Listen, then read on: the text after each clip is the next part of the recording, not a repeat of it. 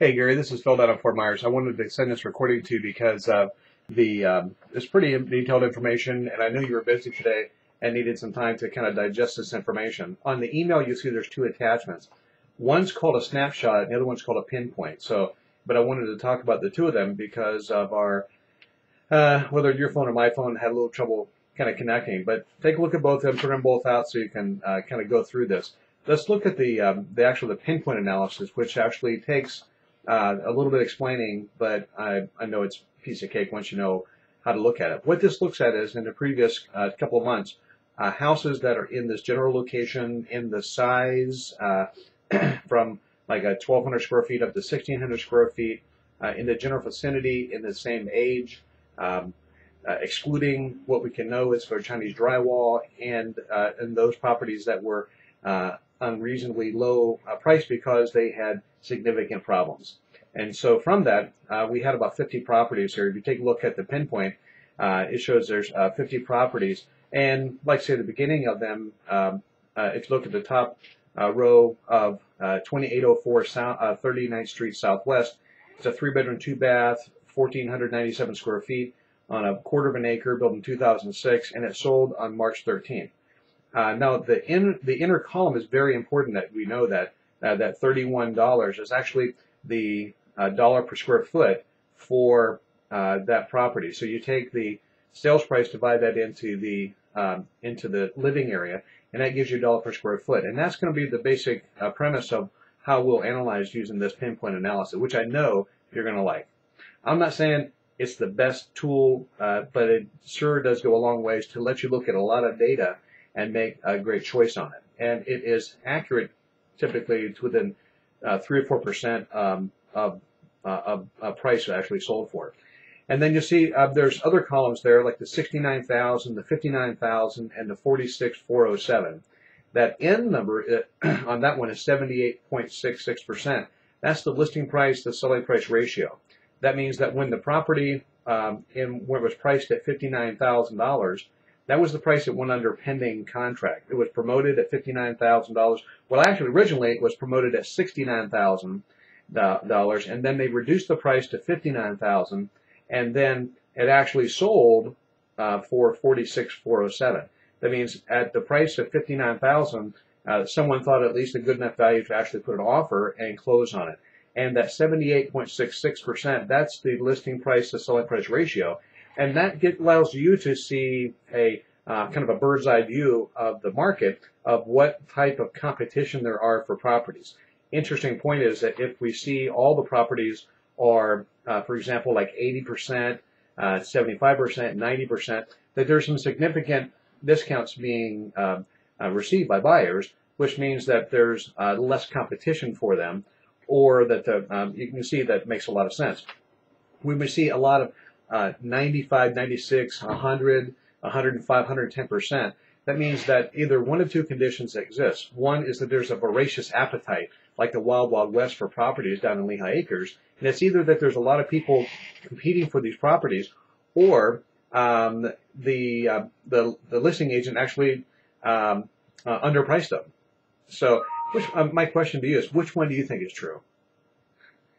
Exactly. Is that there's just a huge, with the number of sales, there's just a huge appetite for them. So it lets us know what kind of a climate we're going into. If you look at the bottom of the second page, that you'll see where it says that the average listing price to selling price ratio was 98.04%, which means that on average they're getting what they're asking for, and sometimes, oftentimes, where you see 100% or greater, they're getting more for it. So so it's just important that you know kind of what you're stepping into. Make sure you keep your 6-shooter strapped on and plenty of ammunition, because it is the Wild Wild West out there. But let's get back over to the very important part on this pinpoint analysis, which is the dollar per square foot. And what we've done is that we've taken and divided all of these comparable sales, and we've divided the sales price into the square footage, and that gives that column that says the dollar per square footage. And it started at like $31 per square foot on the very, very low end. And actually, look at, so there's actually went into $61 per square foot. Now, in this analysis, it really helps to know one thing. What is the average listing price to selling price ratio? And that's important because it takes into account the total train wreck houses that have been completely vandalized, and we've tried to remove all the Chinese drywall houses out. But as you can see, that some houses have been really badly vandalized. Some houses just have been really broke up. And then, so that would see some pretty low dollar per square foot, but also identifies those houses that have been completely renovated. Same kind of age group, but completely renovated, turnkey, move-in ready. It won't rust, bust, or collect dust, and it looks great. And, ready to move in, just bring your toothbrush. So in this analysis, what we would actually do, we, just like in the Olympics, they throw out the high, and they throw out the low. And what we do is that, so the houses that are really low in the dollar per square foot and the ones that are really high, we didn't include them in analysis because those aberrations can really affect both, if we're looking for averages, we want to throw out the extremes. So what we come to is that on the bottom of that center column, that if you take all those properties and you average them together, that the average dollar per square foot is $41.58. It's very important that you know that, because that means average. And I'll be as blunt as a spoon. We know that average means the top of the bottom of the top, the best of the worst, the cream of the crop. So that just means there's no big spikes or no real high or low. So, but it's good to know, because then once we know what the average buyer was willing to pay for a house down in Lehigh Acres in that general area, in that size, and age, then we can determine, say, if that was what the average is, how is this property rate? Is this property an average property? Is this property a superior property? Or is it, a very poor average? So what we've done is we looked at, as a guide to help you make the great choice for pricing this property and making sure that you don't pay too much, and also that you don't offer too little and not get the property. And so if you look at the bottom of page 2, where it says that, you see it was 2408 Richard Avenue, 3-bedroom, 2-bath, 1,408 square feet on a quarter acre, built in 2005, that the average or the dollar per square foot is $48.22 at $67,900. Now, because that's so important is because they're priced right about average. So now we know that now, because everybody, it's publicly acknowledged the seller's willing to accept $67,900. Let's just say 68. So in an average condition, average would mean this, that there's no major renovations required. When you flush the toilet, the water, water goes around you. We turn on the sink, that works. The AC blows cold. That it's habitable. It's reasonable that people would want to live there. We're not saying we're setting any records. We're not saying this, perfect moved in. It's just, average. So based upon when you looked at the virtual tour that I did for those properties, the question would be, oh, by the way, and it has all those mechanicals, and there's no evidence of Chinese drywall.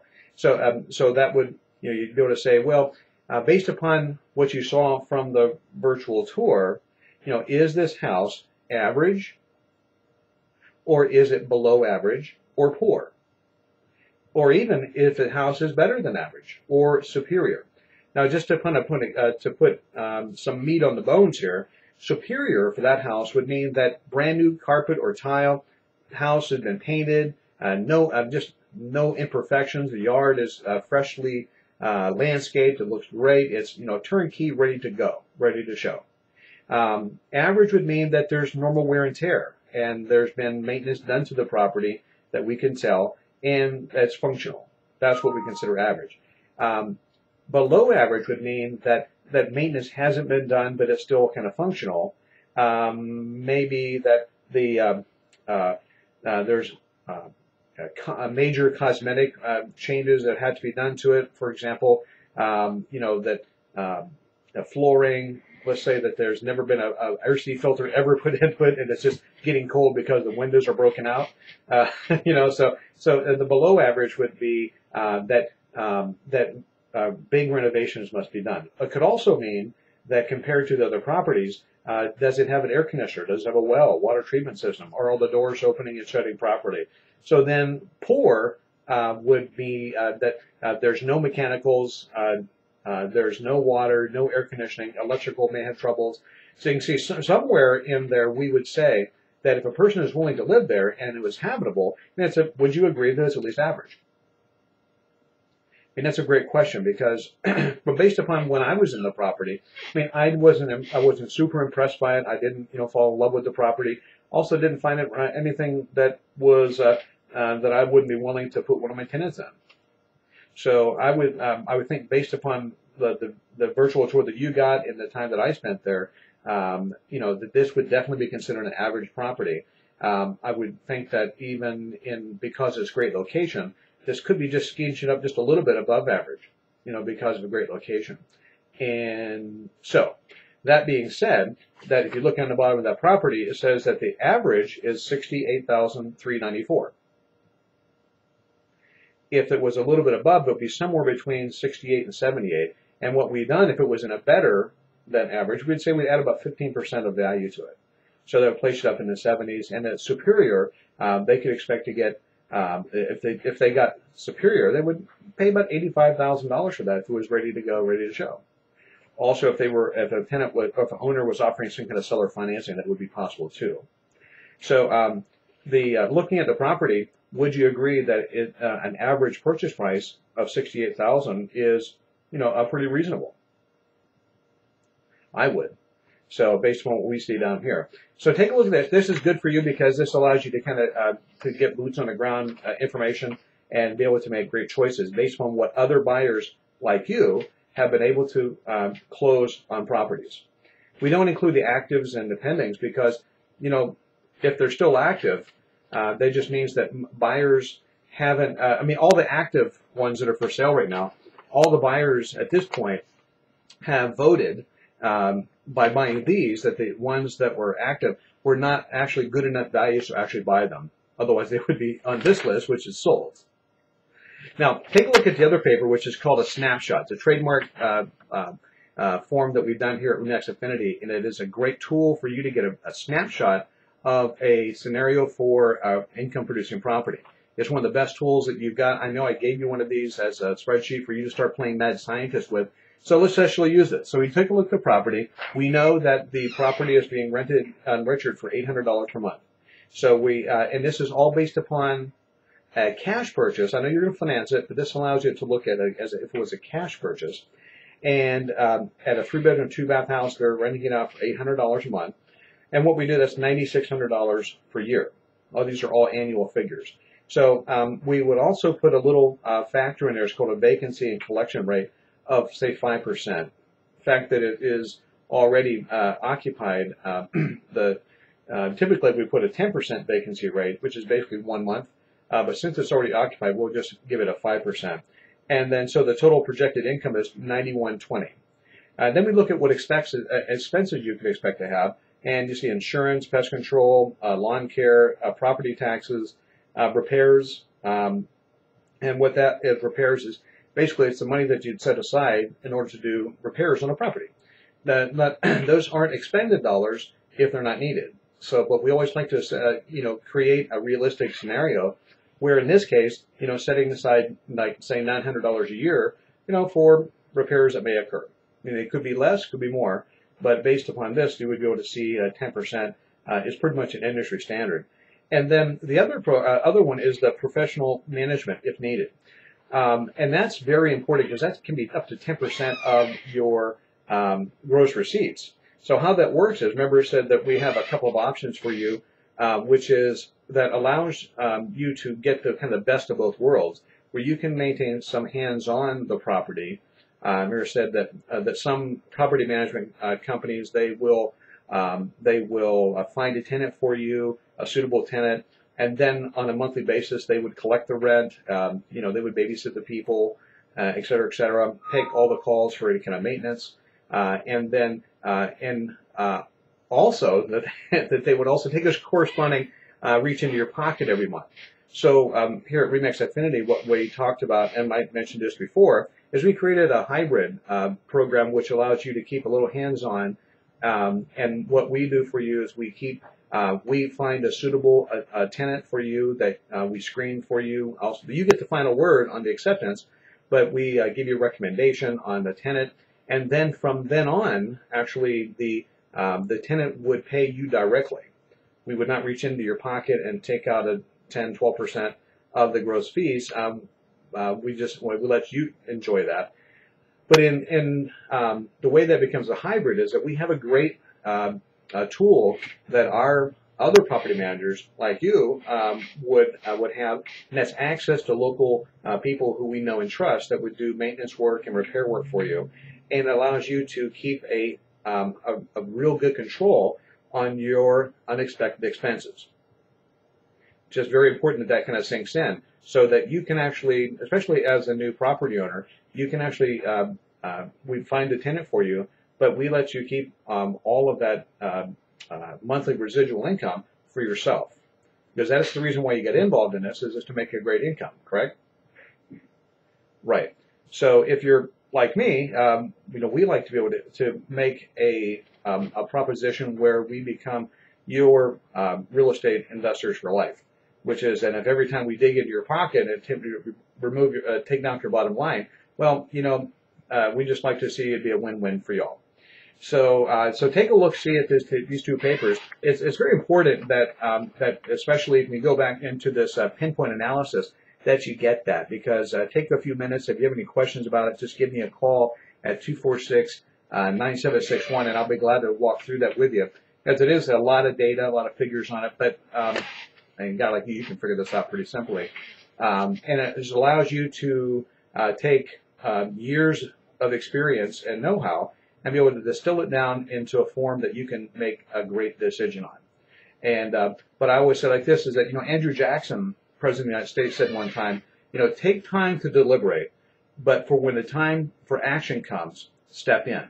And I'm excited for you. Whether we decide that we're going to go ahead and buy both of those properties or just the richer property, I'm excited for you. And I think that one of the things that that you're excited about is actually getting started and getting your feet on the ground here, so that you can build the business model that you wanted, which was to create a nice residual income, and ultimately have as a second career of having another career income to supplement yours, and also after your retirement. So we're excited for you. I think I'm very glad that Tommy introduced us together, and I know he's just as pleased as can be with the returns he's receiving. And finally, is that we were talking about the Section 8 possibility for you. I'm confident and comfortable that both of these, or either of these properties, would be good candidates for Section 8.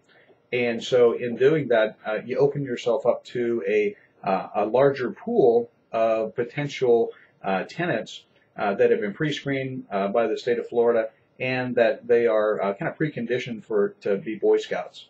Because if they lose this benefit, they lose the rest of their benefits. So they're kind of built that way, so they behave themselves. Now, I know there's been horror stories about people that had that Section 8, and they didn't. The people were just not good people. They just didn't perform well, or didn't behave themselves. But I think, on the large, I think from all the experience we've had, is that we've had pretty good folks, and we've been pleased with it.